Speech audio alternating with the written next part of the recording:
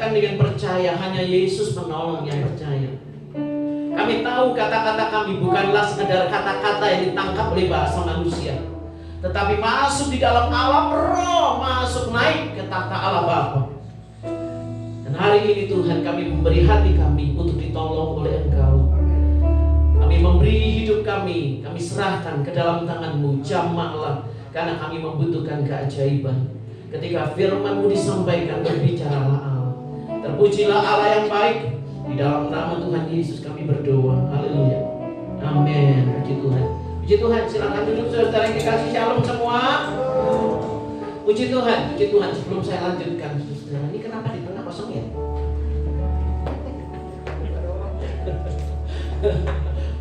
Takut ya di tengah ya saudara. Baik. Saya mau tanya, siapa di antara saudara-saudara yang usianya 35 tahun ke bawah? Tolong angkat tangan. Yang usianya 35 tahun ke bawah, angkat tangan. Takut amat nih, angkat tangan dia. Enggak akan dimintain duit, saudara. Jadi jangan takut-takut. Ayo, siapa yang 35 tahun ke atas? Ke bawah, angkat tangan. Terbalik ya. Nah, ya yang ke bawah. Oke, 35 tahun ke bawah. Saudara-saudara, saya mau bicara dengan saudara. Saudara-saudara yang usianya 35 tahun ke bawah, saudara adalah orang-orang penting bagi kerajaan Allah. Dunia kita berada di dalam sebuah persiapan besar, kegerakan, pekerjaan roh Allah yang akan dicurahkan. Dan saudara-saudara akan memegang kendali dalam kegerakan Tuhan di akhir zaman. Usia daripada kita yang 35 tahun ke atas, kita cuma punya waktu 20 tahunan. Istilahnya 30 tahun, puji Tuhan, haleluya. Tetapi saudara masih punya hal banyak yang saudara bisa kerjakan. Oleh sebab itu hari ini saya mau supaya anak-anak muda, anak-anak youth kalian menangkap semua panggilan Tuhan buat hidupmu. Kalau hari ini saudara ada di kursi gereja ini, karena Allah mau bicara secara khusus untuk saudara, dan tolong jangan lewatkan itu. Bagi saudara-saudara yang usianya di atas 35 tahun, ingat, kita punya generasi ke bawah yang harus melihat, mereka harus ditolong untuk bertemu dengan Tuhan. Mereka harus dibimbing untuk menerima keteladanan rohani. Kalau saudara kemudian menepuk dada dan berkata, Tuhan, saya nggak punya keteladanan rohani, hari ini Tuhan memanggil saudara untuk meyakini bahwa Tuhan akan menyanggupkan saudara berdiri sebagai orang tua. Bukan orang tua yang sempurna, tetapi orang tua yang punya hati yang penuh dengan kasih untuk membawa anak-anak kita masuk di dalam kegerakan Tuhan yang luar biasa. Kenapa saudara-saudara? Kenapa? Dunia kita saat ini adalah dunia yang mengerikan. Kalau saudara lihat gambar ini, gedung itu bisa dirobohkan dengan dinamit, dengan TNT itu 1 menit kurang dari gedung yang kokoh bisa roboh, hancur. Dan sekarang banyak kehidupan yang hancur karena tidak mampu bertahan, tidak mampu kuat karena terlalu banyak hal-hal pertentangan yang terjadi di antara keluarga dan anak-anak Tuhan. Dan kemudian hilangnya kemuliaan, kesaksian hidup yang dunia butuhkan, yang dunia cari, kesaksian hidup tentang Allah yang luar biasa. Saudara-saudara, dunia perlu Tuhan. Dunia kita sekarang menyajikan keajaiban-keajaiban yang sulit ditangkap oleh akal kita. Tetapi gereja Tuhan di mana? Mujizat di mana? Keajaiban di mana? Ada di dalam hidup saudara. Beberapa hari yang lalu saya melihat sebuah tayangan berita tentang seorang wanita bersama dengan suaminya yang memiliki 21 anak. Usia mereka sekitar 30 tahun. Usianya 30 tahunan punya anak, 21 anak. Dan itu anak kandung mereka. Saya dengar saudara, ini maksudnya kalau saya berpikir kalau dia menikahnya usia 12 tahun, lalu dia sekarang sudah usia 70 tahun, punya anak 20, saya masih ngerti. Ini usia masih 30 tahun. Dan mereka menikah juga belum terlalu lama, tapi punya 21 anak. Lalu pemberita itu mengatakan bahwa anak-anak kandung mereka itu adalah hasil begini. Sel telur daripada si ibu dipertemukan oleh sel sperma dan kemudian terjadi pembuahan di dalam rahimnya, terjadilah janin. Janin itu kemudian diangkat oleh medis, oleh kedokteran dan dipindahkan ke perutnya orang lain untuk dititipin, perutnya perempuan ya, untuk dititipin, hamil selama 9 bulan. Lalu terjadilah pembuahan lagi dia dengan suaminya, sel telurnya dan spermanya jadi janin lagi. Kemudian diangkat lagi oleh dokter, dipindahkan lagi ke perut wanita yang lain untuk dikandung selama 9 bulan. Dan 20 anak dengan 20 wanita. Dia sendiri hanya punya melahirkan 1 anak. Saudara bisa bayangkan, kok bisa gitu? Iya. Sekarang ada yang namanya ibu asuh atau ibu nitip perut untuk hamil. Dan kalau saudara nganggur, gelap mata, bingung, gak ada kerjaan, jadilah 9 bulan. Gajinya 80 juta sebulan. Mau? Daftar lewat saya. Konselingin dulu. Dikonselingin dulu saya. Saudara-saudara, bayangin, semua orang akan terkesima. Kenapa sampai begitu? Diwawancarai dia bilang gitu, karena kami penyuka anak-anak, kami sayang dengan baby-baby, dengan anak-anak kami sayang. Nggak mikir tak, itu anak nggak akan bertumbuh cuman begitu aja. Kalau sudah 11 tahun, sudah 20 tahun, lalu ditendang, aku nggak suka sama kamu kalau sudah gede, aku maunya kamu kecil-kecil aja. Lama-lama ada bayi yang di perut saya, saudara-saudara, supaya nggak gede-gede gitu aja. Tapi aneh kan? Nah, dunia kita, saudara-saudara, dunia kita mengerikan. Untuk urusan seperti itu, saudara-saudara, untuk urusan saya seneng, selera saya suka sama anak-anak, orang bisa melakukan hal apapun menentang Tuhan. Kalau anak kita, anak-anak muda tidak bisa memberi jawab di tengah dunia yang seperti itu, gimana? Tolong jangan dicontoh ya. Kemungkinan saya salah, kalau saya dengar saya salah ya. Beberapa waktu saya mendengar kisah tentang seorang artis, tolong jangan dicontoh, yaitu Luna Maya. Luna Maya dalam sebuah wawancaranya mengatakan bahwa dia sudah cukup berumur, kalau nggak salah mendekati 40 atau sudah 40 tahun, tapi tetap cantik Luna Maya. Dan lewat perenungan yang panjang, Luna Maya mengambil keputusan untuk menitipkan sel telurnya di bank sel telur. Kenapa? Karena dia telah berpetualang dengan banyak laki-laki dan dia merasa tidak cocok dengan laki-laki ini, tidak. Nanti sampai kapan? Mungkin nanti di usianya 55 tahun atau 57 baru ketemu cowok yang sayang dia dan benar-benar cintanya. Tapi ini sudah gak subur. Tapi dia punya solusinya.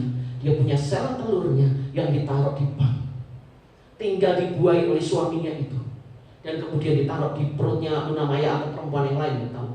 Jadilah dia punya anak di usianya yang sudah tua. Zaman dulu orang akan berkata, Sarah hamil di usia 75 tahun. Zaman sekarang hamil di usia 75 tahun nggak kaget, karena lewat medis itu bisa terjadi. Saudara, dunia kita punya jawaban-jawaban dari orang-orang yang tahu nemu jawab dari mana. Semua kemelut hidup mereka, dunia punya jawaban, tapi jawaban itu nentang Allah. Kita harus meletakkan fondasi kita yang benar, supaya anak-anak muda kamu bisa berdiri dan berkata, ini salah, ini benar, ini putih, ini hitam, dan kamu bersikap dengan benar. Jadi kegerakan gereja Tuhan 20 tahun, 30 tahun, ada pembangunan rohani di mana jiwa-jiwa luar biasa cari Tuhan. Sekarang Tuhan memunculkan dirinya lewat mimpi, lewat penglihatan. Saya ada kesaksian luar biasa dari orang yang melihat Tuhan. Kenapa? Karena gereja diam. Gereja diam. Sehingga Tuhan menyatakan dirinya lewat mimpi dan penglihatan. Karena Tuhan sayang kepada jiwa-jiwa di dunia ini. Oleh sebab itu saudara-saudara, kita harus benar-benar berdiri saat ini untuk melihat Tuhan. Saya mau engkau memakai kehidupan saya untuk masuk dalam persiapan kebangunan rohani di akhir zaman. Karena kalau kebangunan rohani itu terjadi, pencurahan Roh Kudus itu terjadi, maka kemudian Tuhan datang.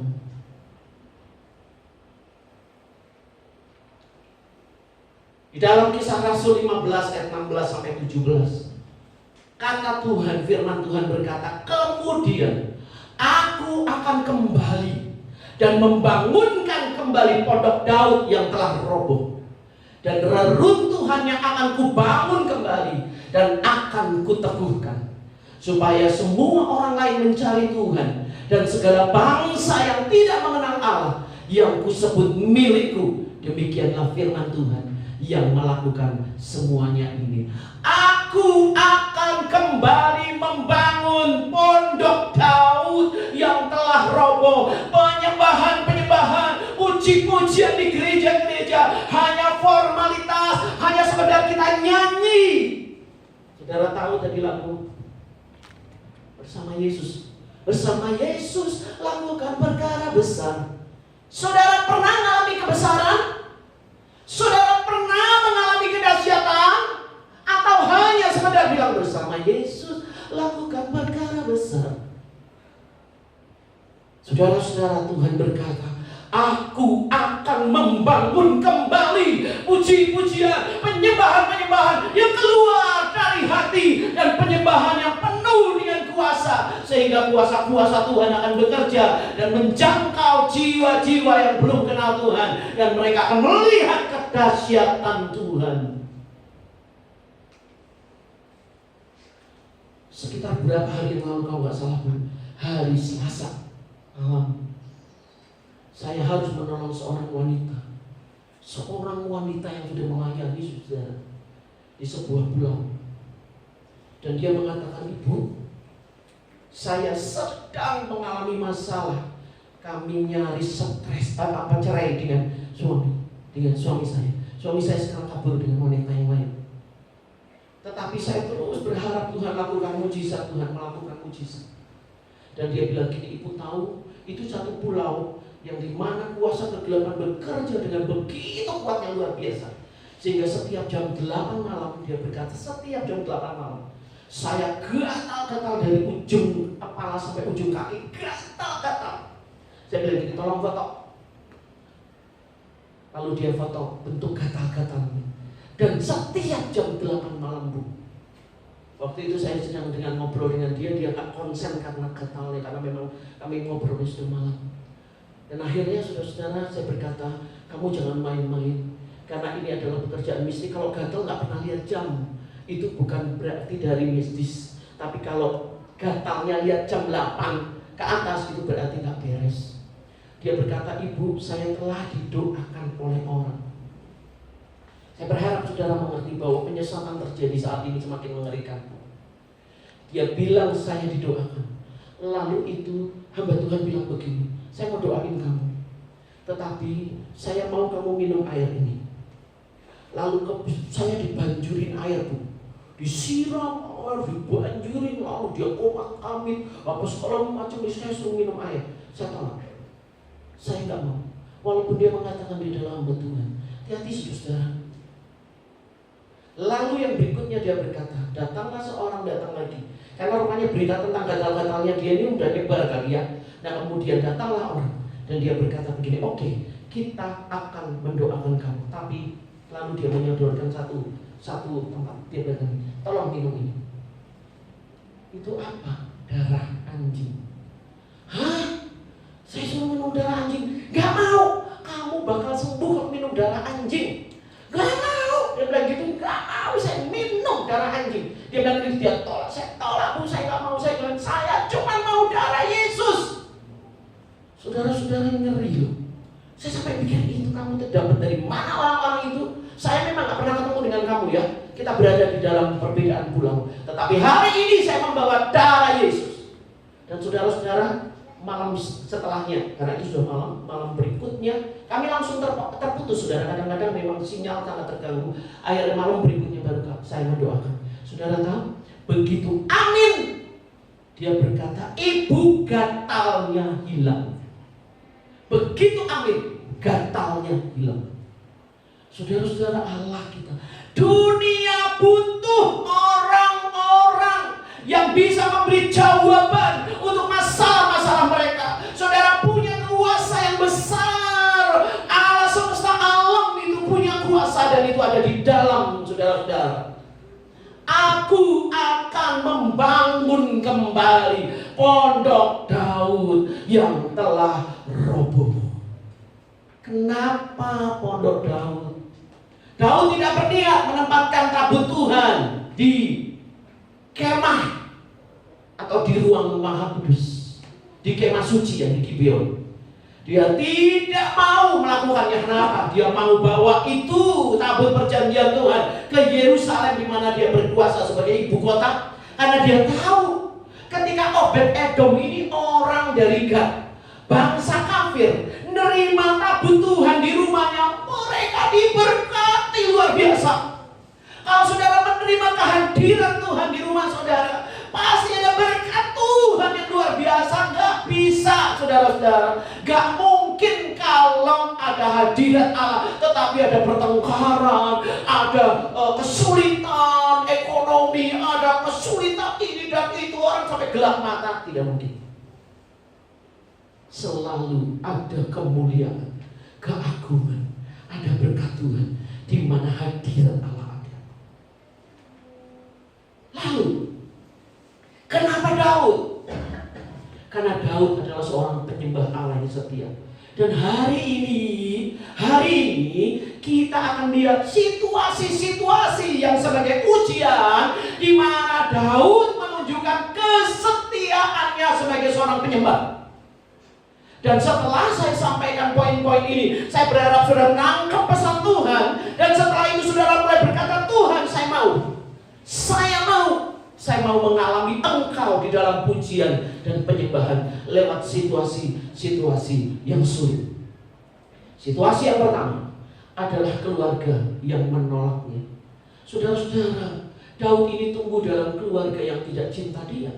Papanya Isai dan ibunya Nifiset itu tidak cinta dia, sehingga dia berteriak di Mazmur 27 ayat 10, sekalipun ayahku dan ibuku yang dengan rahimnya aku keluar dari situ, bagian daripada hidupnya, meninggalkan aku, namun Tuhan menyambut aku. Saudara tahu, ketika Daud sadar sepenuhnya bahwa dia bukan anak yang diterima, dia adalah anak yang ditolak, Daud tetap menyembah Tuhan.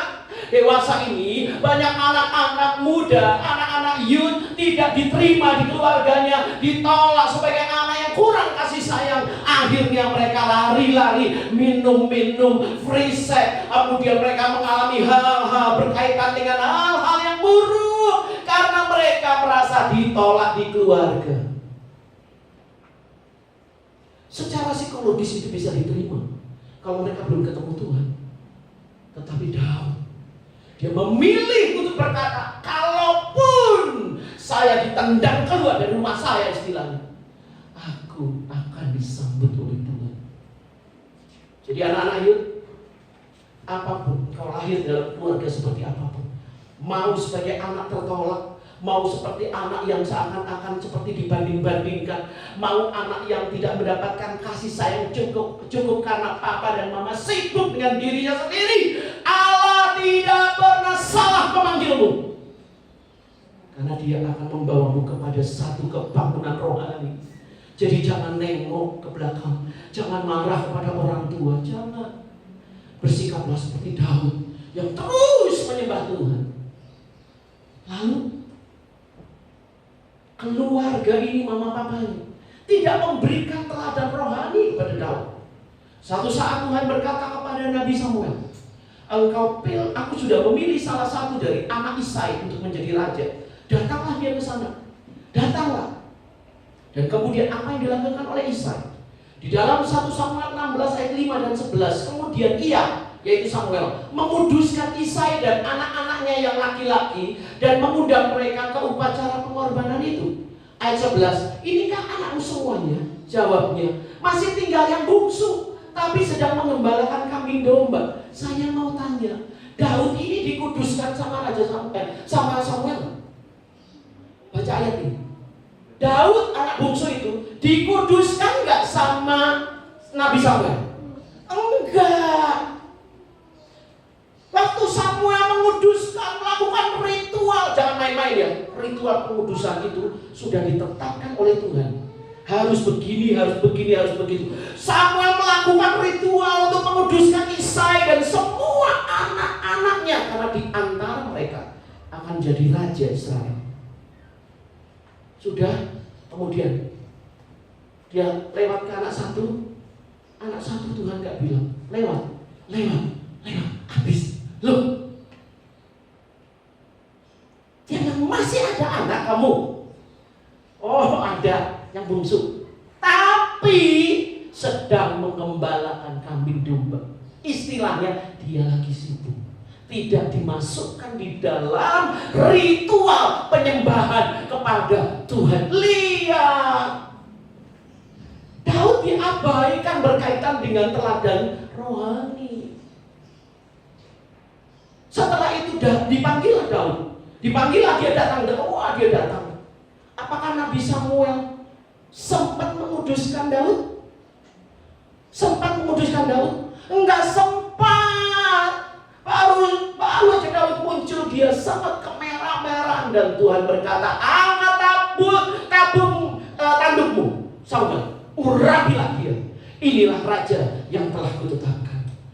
Saudara-saudara, sekalipun engkau gak pernah rasanya didoain sama orang tuamu, gak pernah diajak hal-hal ngomong tentang Tuhan dan segala macam, tetapi kalau Tuhan sudah memilihmu, dia tidak pernah gagal. Dan saudara-saudara yang terpilih, tahu siapa orangnya yang dipilih oleh Tuhan? Anak-anak Yud yang kamu duduk pada hari ini. Kamu adalah anak-anak dipanggil oleh Tuhan. Dan orang tua yang duduk pada hari ini, saudara dipanggil Tuhan untuk mempersiapkan sesuatu buat generasi selanjutnya.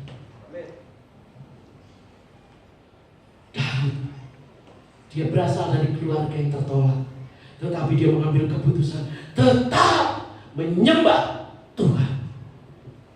Lalu pengalaman apa lagi? Pengalaman ketika dia menghadapi Goliat. Bangsa Israel itu sampai berpuluh-puluh hari diam, gak berani apa-apa. Di atas gunung itu yang namanya Goliat teriak-teriak, hei, mana kamu? Itu jenderal paling hebat dengan tinggi yang besar sekali, saudara-saudara, teriak-teriak, mana orangmu? Dan saudara-saudara, Daud, ketika dia mendengar teriakan itu, Daud tidak seperti orang lain. Dia tidak panggil apa jenderal, tidak nyebut namanya, ya Goliat yang perkasa, tetapi dia berkata, engkau mendatangi aku dengan pedang dan tombak dan lembing, tapi aku mendatangi engkau dengan nama Tuhan semesta alam. Daud gak berkata, engkau datangi aku dengan lembing, dengan tombak, tapi aku gak punya senjata apa-apa. Aku enggak. Dia berkata, aku datangi engkau, datangi, bereskan masalah dengan nama Allah semesta alam.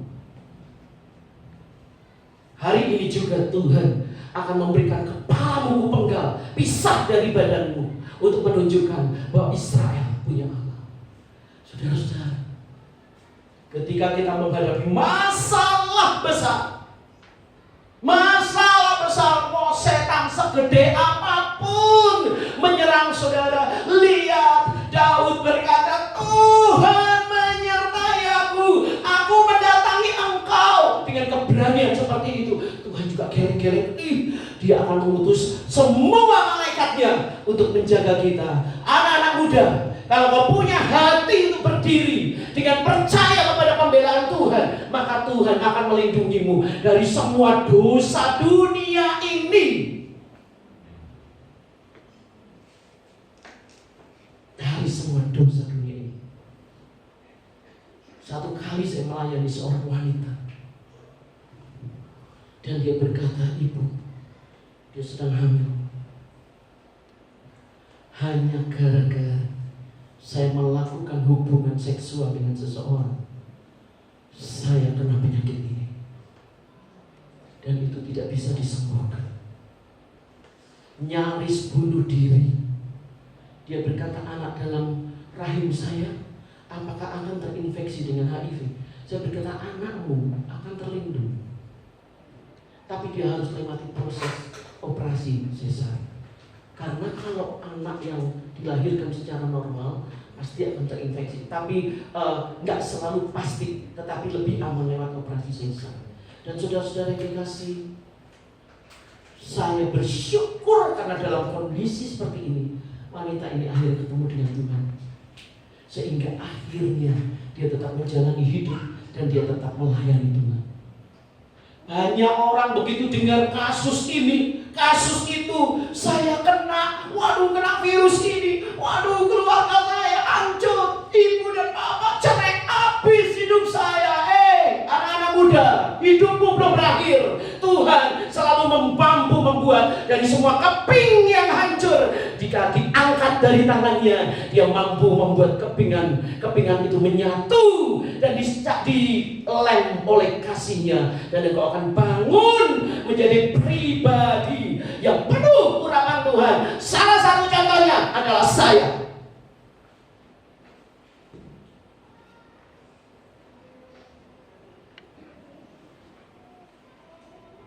Yang ketiga, ketika Daud mulai naik dan semua orang mengasihi dia, semua orang memuja-muja dia sebagai pahlawan yang hebat, lalu suatu saat Saul merasa tidak nyaman. Dia merasa mulai ada benih iri terhadap Daud, dan Saul berkata, aku akan bunuh dia, baik aku tancapkan dia ke dinding. Dia mengangkat tombaknya, dan Tuhan berkata, siapa yang mau melakukan apa-apa untuk orang-orang yang telah ditetapkan oleh Allah, semua usahanya tidak akan pernah berhasil.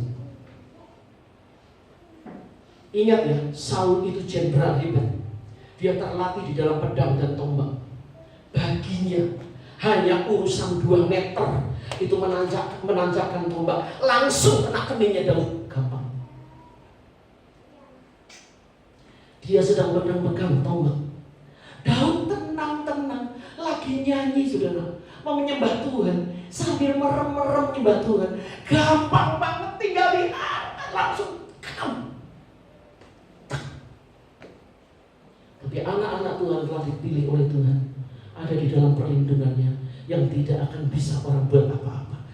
Itu setiap senti ada dalam perhitungan Tuhan. Setiap mili ada dalam perhitungan Tuhan. Ketika Saul mulai mengangkat tombaknya, ada seorang malaikat di samping kiri, di samping kanan, di depan dan di belakang Daud. Malaikat itu yang menangkap tombak itu. Daud sementara masih nyanyi, tiba-tiba kelak, dia kaget, dia lihat tombak sudah ada di sampingnya. Dia tidak tahu tombak itu sudah menuju kepada dia. Yang dia lihat sorot mata kebencian Saul yang sedang berdiri melihatnya. Langsung dia tahu bahwa dia sedang diusahakan untuk dibunuh. Dia lari. Saudara-saudara, hari itu dia kehilangan pekerjaan. Posisinya sebagai seorang jenderal hilang. Tetapi Daud, apakah dia mulai, aduh, bos saya orang Kristen. Saul itu takut Tuhan loh. Saul itu raja loh. Saul itu mertuanya loh. Dia, oh Tuhan, orang Kristen model kayak gini, kenapa Tuhan kayak gini, aku tidak mau ke gereja. Lihat dia, Daud melampaui semua itu. Melampaui, dia kehilangan posisi, dia kehilangan pekerjaan. Dia marah sama Saul yang menghilangkan pekerjaan? Enggak. Dia marah? Enggak. Dia berkata, terpujilah Allah yang telah meluputkan aku daripada yang jahat. Terpujilah Tuhan yang memelihara aku di dalam tangan pengasihannya, yang membebaskan aku dari jerat. Tetap menyembah Tuhan. Keluarga menolak, tetap menyembah Tuhan. Orang tuamu gak mendoakan, tetap menyembah Tuhan. Ketika kau rasa seperti dunia runtuh karena masalah-masalah besar, tetap menyembah Tuhan.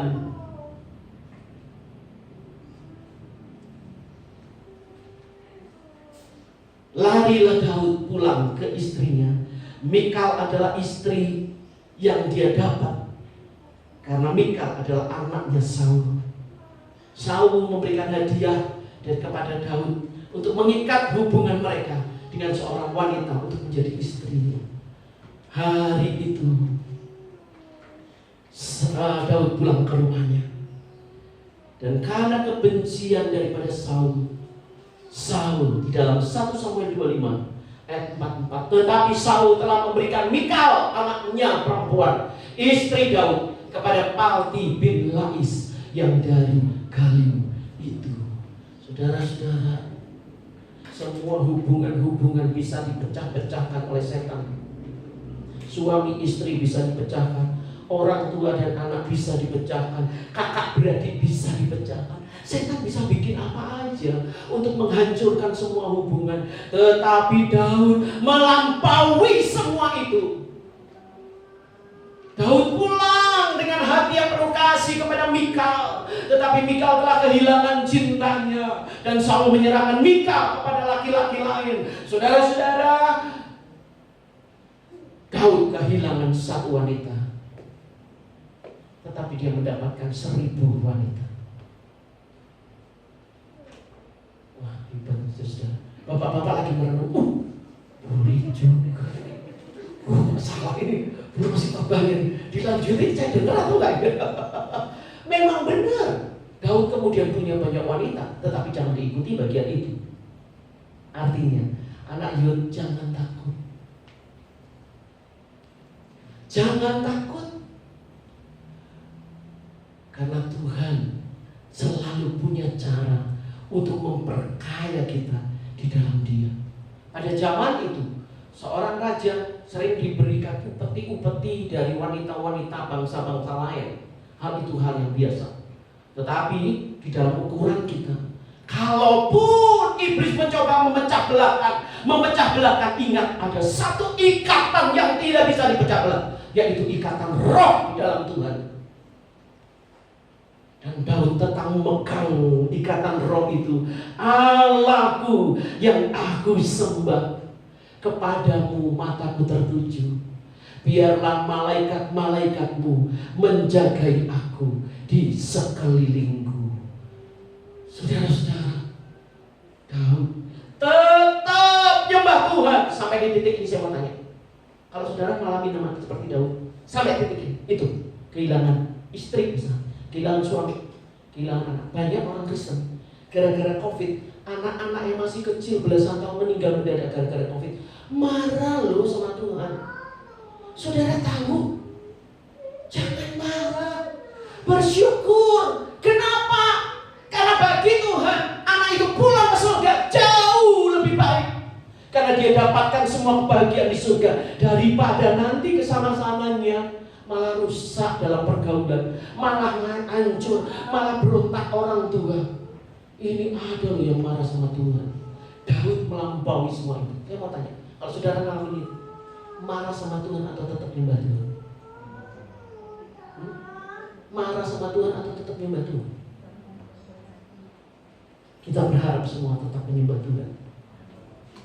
Lalu yang kelima, istrinya hilang. Masih sakit-sakit hati, luka hati Daud. Lalu dia datang kepada Yonatan, sahabat karibnya, belahan hatinya, anak daripada Raja Saul.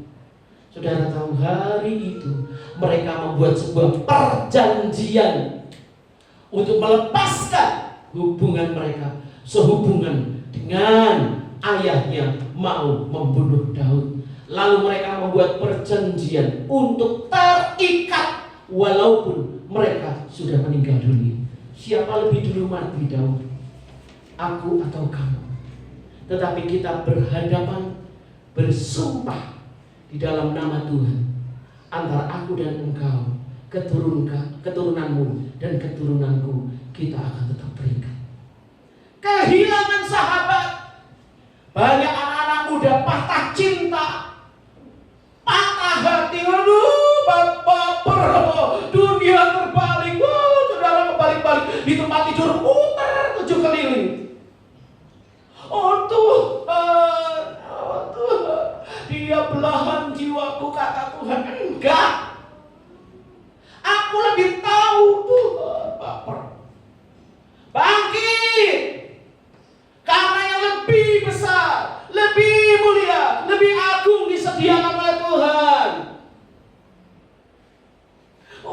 gereja ini nggak punya sahabat.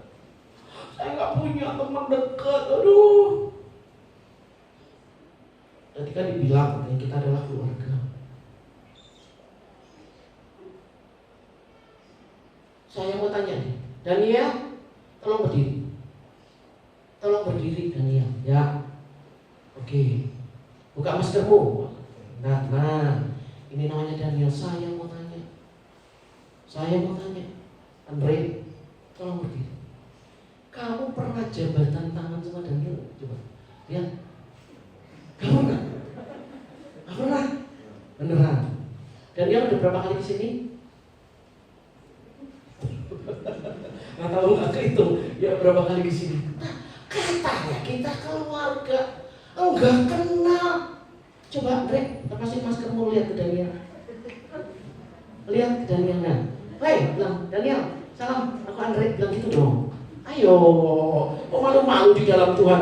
Elah, kalau kamu sama temanmu di luar, tonjok-tonjokan. Ayo, mana coba, lambaikan tangan ke Daniel. Dan jangan gitu atau kamu angkatlah tanganmu.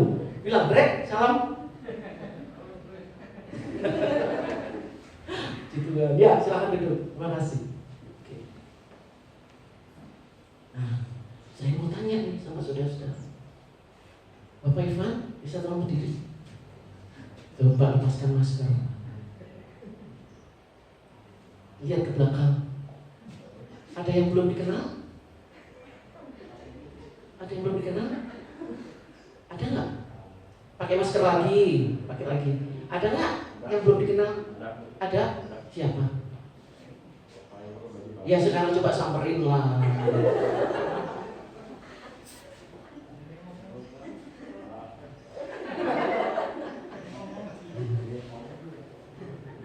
Nah, gitu.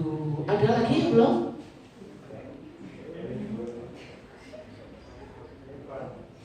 Nah, itu ada anak di belakang, coba berdua nih, anak muda, tolong berdiri dong nak. Tolong berdiri dong nak. Ngomongnya sama anak-anak. Nah, tolong berdiri, buka maskermu. Nah, siapa namamu? Oke, satu ya? Ya, oke. Siapa namanya saudara-saudara? Michael dan siapa? Siapa? Kamu kurang kenceng. Ayo, siapa namamu? Siapa? Oh iya, saya tanya sama yang saudara dengar siapa namanya? Oke, sekarang bilang shalom. Satu dua nama-nama mereka. 1, 2, 3. Ya. Nah, oke. Bu Tina, tolong berdiri dulu Bu. Nah, di samping ibu, kenal? Sampingnya Bu Tina, jangan gitu, itu masuk keluarga. Di samping kenal? Oke, belakangnya? Belakangnya Ines? Siapa? Iya, kenal nggak Bu Tina? Samperin, salam. Nah, itu keluarga. Amin, saudara-saudara.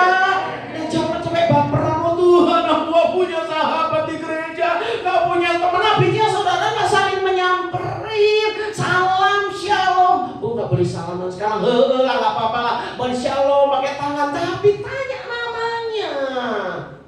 Dia siapa? Kita keluarga, amin.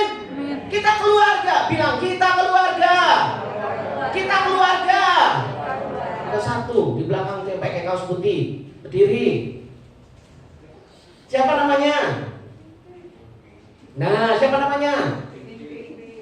Imping. Dek, sudah kenal dia? Ayo samperin. Samperin lah, kenalan lah. Sama putihnya. Nah, sama putih bajunya maksudnya. Nah, samperin. Siapa namanya? Namanya Tri dan Ping. Nah gitu loh saudara-saudara. Jadi minggu depan saudara mulai sibuk ya, mulai cari orang-orang yang saudara belum kenal, amin. Kita keluarga loh.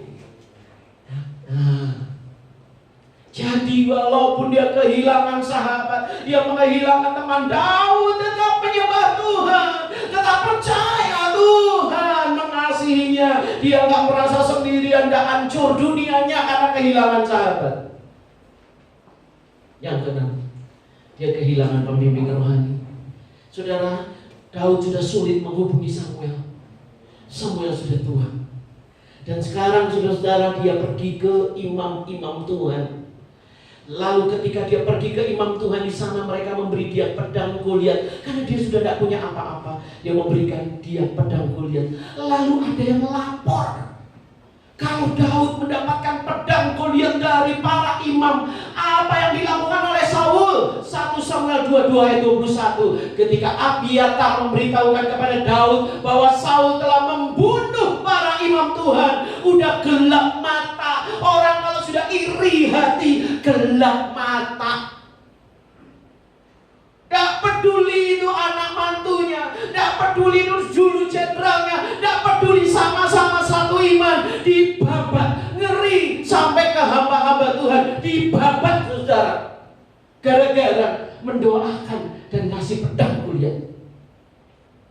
Aduh, waktu Daud dengar itu dia nepuk dada bilang, ya Tuhan, aku kehilangan pembimbing rohani. Apakah Daud hancur? Tidak. Dia berkata, Tuhan kekuatanku yang menopang aku dengan kasih setia dan rahmat. Aku tidak akan gentar sekalipun musuh di sekelilingku. Aku akan berdiri tegak di dalam pengharapan Allah pelindungku. Saudara, Daud punya komitmen menjadi penyembah Allah dan setia dengan komitmen itu. Gereja Tuhan, anak-anak Tuhan, di manakah komitmen menjadi penyembah Allah?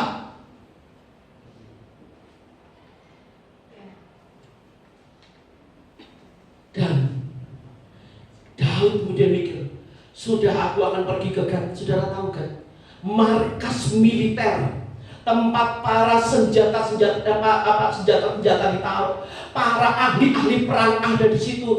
Daud seperti mau nyadorin diri, biarin aja, aku mati di situ aja. Dia lari menuju ke Gat, dan sampai di pintu gerbang tiba-tiba nyadar, aduh, ya kalau aku langsung ditombak mati, kalau dimutilasi, dicungkil satu-satu, aku disiksa dulu, takut dia. Akhirnya sudah keburu di pintu gerbang Gat. Orang-orang sudah lihat, loh, Daud, orang hebat. Waduh, orang paling ditakuti. Wow, kita yang raksasa aja Goliat mati di tangannya. Daud, langsung Daud ketika melihat mereka lihat dia, langsung pura-pura gila. Saudara pernah gila? Pernah gila?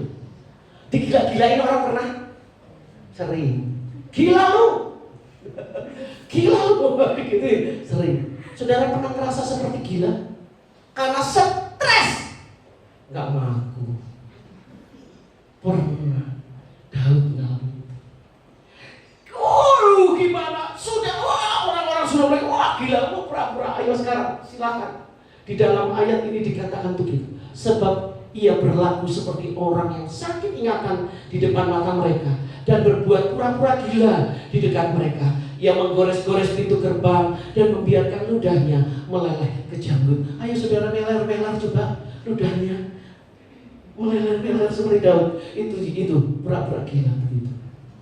Gores-gores gerbang, meler-meler. Karena daripada aku mati dimutilasi, aku pura-pura gila. Karena sudah tidak tahu jalannya gimana. Banyak orang-orang yang hebat.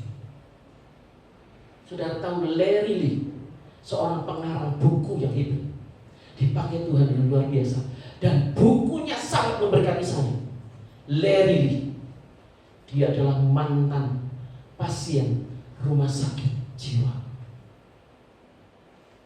Jadi jangan main-main dengan orang yang nyaris gila atau yang gila, karena orang-orang demikian bisa dipakai Tuhan luar biasa. Kami pernah melayani seorang wanita yang namanya Dewi, ditaruh di hutan, habis rambutnya gimbal semua, saudara, dikerangking, dipasang, dan ketika kami angkat, dimandiin, dibersihin seorang wanita, dianggap gila, dibuang oleh keluarga. Kami layani Pak Richard layani, saya layani sebagai seorang wanita, Dewi namanya. Sekarang dia sudah bebas dari gilanya dan dia jaga toko. Jangan pernah menganggap orang-orang yang nyaris gila, karena orang-orang ini adalah orang yang paling dekat dengan Tuhan, karena dia sudah tidak punya harapan apa-apa. Daud, ketika dia sudah nyaris gila, tidak tahu membuat apa-apa, Tuhan, dia tetap menyembah. Engkau Allah yang baik, yang meluputkan aku dari kesalahanku sendiri.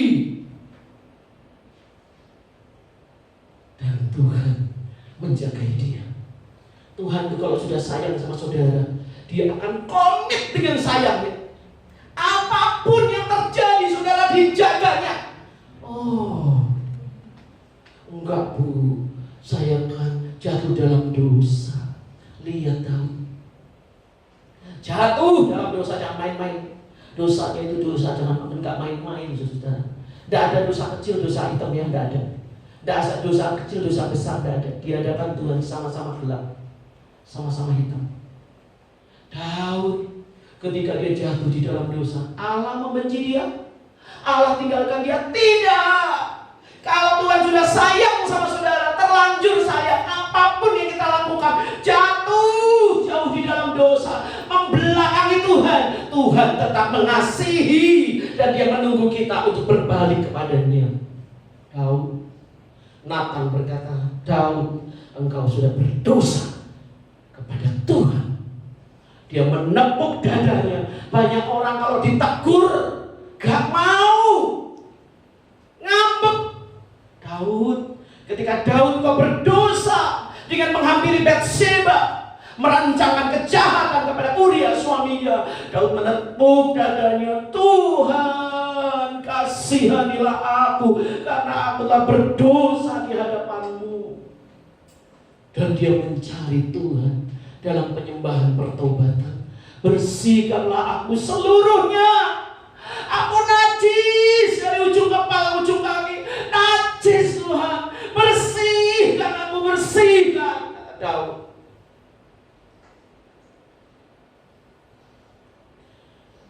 Lewat rangkaian perjalanan seperti ini, saudara, lewat peristiwa-peristiwa, hati Tuhan terus mengawati Daud. Ketika kehilangan keluarga, tetap menyembah. Ketika dia menghadapi masalah besar, tetap menyembah. Ketika dia kehilangan pekerjaan, tetap menyembah.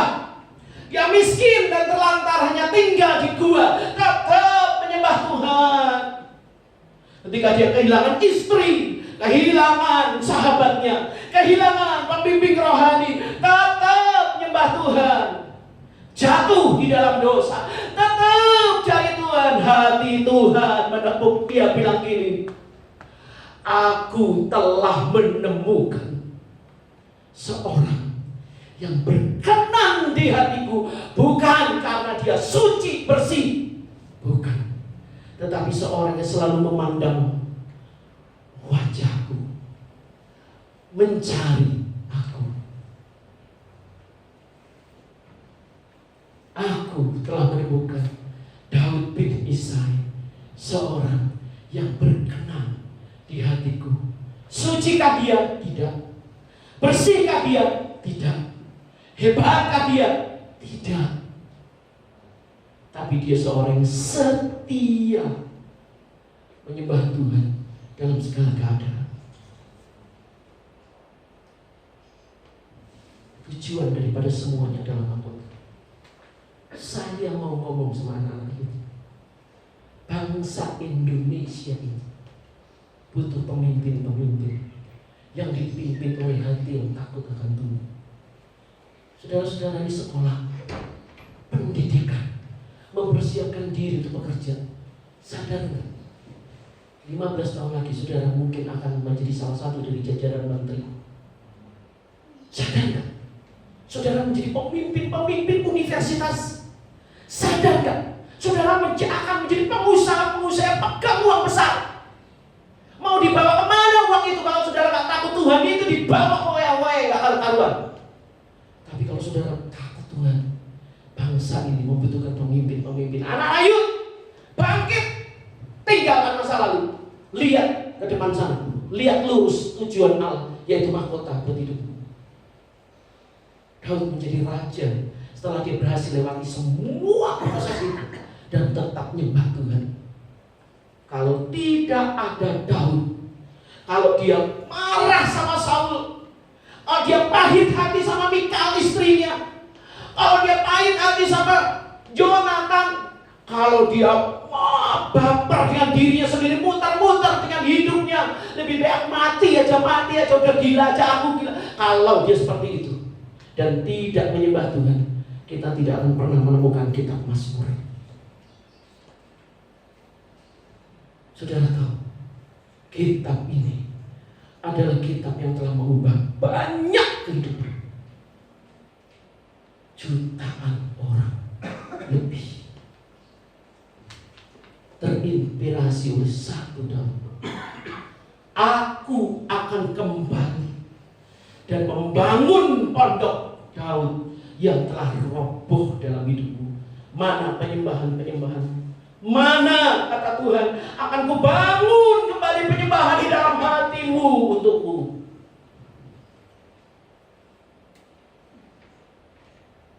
Saya mau kita baca sama-sama. Gandum dan lalang. Baca sama-sama. 1, 2, 3. Matius 13 ayat 24. Hal kerajaan surga itu seumpama orang yang menaburkan benih yang baik di ladangnya. Tetapi pada waktu semua orang tidur, datanglah musuhnya menaburkan benih lalang di antara gandum itu, lalu pergi. Ketika gandum itu tumbuh dan mulai berbulir, tampak juga lalang itu. Maka datanglah hamba-hamba tuan ladang itu kepadanya dan berkata, Tuan, bukankah benih baik yang Tuan taburkan di ladang Tuan? Dari manakah lalang itu? Jawab tuan itu, seorang musuh yang melakukannya. Lalu berkatalah hamba-hamba itu kepadanya, jadi maukah Tuan supaya kami pergi mencabut lalang itu? Tetapi ia berkata, jangan, sebab mungkin gandum itu ikut tercabut waktu kamu mencabut lalang itu. Biarkanlah keduanya tumbuh bersama sampai waktu menuai. Pada waktu itu aku akan berkata kepada para penuai, kumpulkanlah dahulu lalang itu dan ikatlah berberkas-berkas untuk dibakar. Kemudian kumpulkanlah gandum itu ke dalam lumbungku. Saudara-saudara yang dikasihi, hanya ada dua jenis orang, gandum dan lalang. Sama-sama ada dalam sebuah area tempat. Sama-sama ada di dalam sebuah gereja. Sama-sama ada di dalam sebuah keluarga. Sama-sama ada di dalam sebuah komunitas Kristen di dunia. Sama-sama. Sama-sama makan dari firman Tuhan.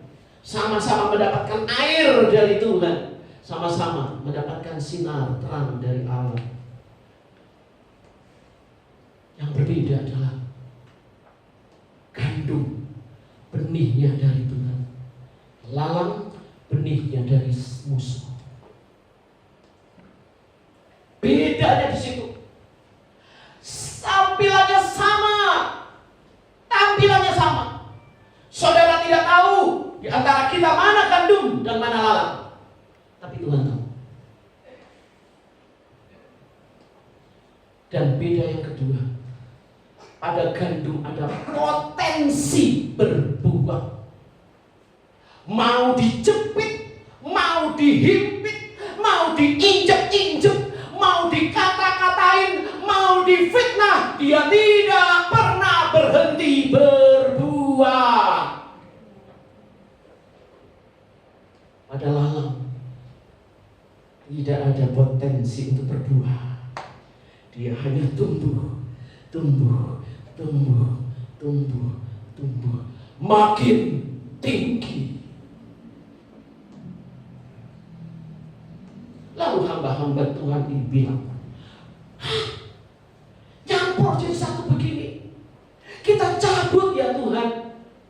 Tuhan bilang jangan, karena akar itu sudah saling terkait satu dengan yang lainnya. Jadi ketika dicabut lalang, gandum pun ikut tercabut. Kalau ada masalah, ini saya melihat dari yang di seberang sana ya, di luar pulau. Ada masalah, satu keluarga besar keluar dari gereja. Nah ini dia, lalang dan gandum sudah terikat. Jadi ketika satu cabut, semuanya keluarga Hendrita, keluarga besar, engkongnya, emaknya, anaknya, mantunya, saudara, keponakannya, cucunya, waduh, pegawainya, supirnya, semua saudara. Setengah gereja keluar. Tuhan berkata, jangan dicabut. Diam. Oh ini lah, itu lalang. Jangan bilangin lalang, jangan kamu lalang. Jadi jangan bilang dia lalang untuk kamu. Diam. Pada waktunya. Pada waktunya. Yang bekerja bukan lagi hamba-hamba Tuhan. Bukan. Hamba Tuhan, bukan. Malaikat. Yang akan memisahkan mana lalang, bakar, dan mana gandum. Saudara, gandum adalah orang yang bertahan setia menyembah Tuhan dalam segala keadaan apapun. Dia tetap berbuah-buah. Yang keluar dari mulutnya adalah pujian. Yang keluar dari pikirannya adalah Allah yang baik. Yang keluar dari hatinya adalah kasih. Dan dia terus berbuah. Saudara, lalang atau gandum?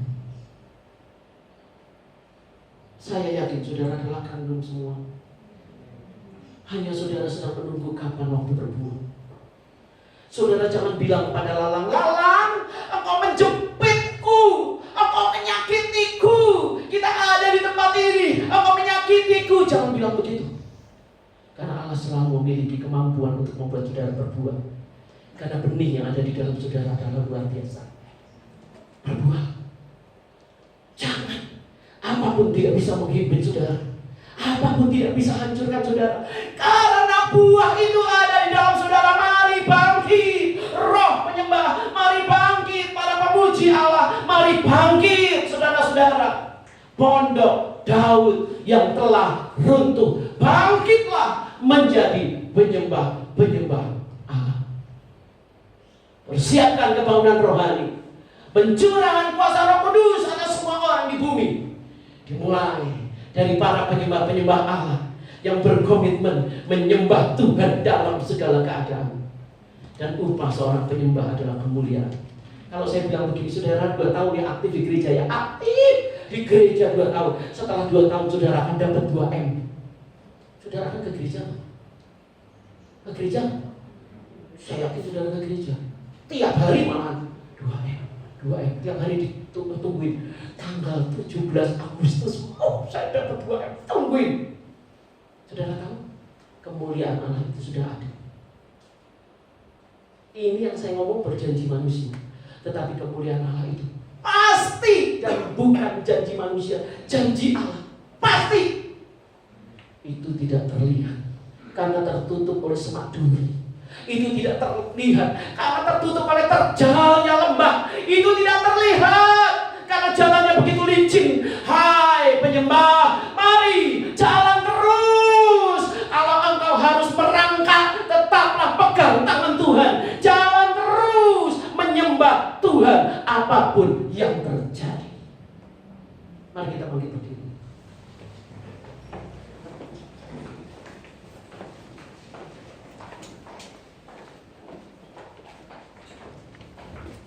Semua tutup mata pada saat ini. Harapan kita hanyalah Tuhan yang memegang tangan kita sungguh-sungguh. Hari ini saudara, hari ini di dalam roh, Tuhan itu sedang memegang tangan saudara. Bahkan beberapa di antara saudara sedang digendong oleh Tuhan karena saudara nyaris tidak punya kekuatan untuk melangkah. Hari ini pengharapan kita hanyalah Dia. arahkan pengharapanmu, hatimu, dan berkata, Tuhan, saya mau menjadi penyembah Allah di dalam segala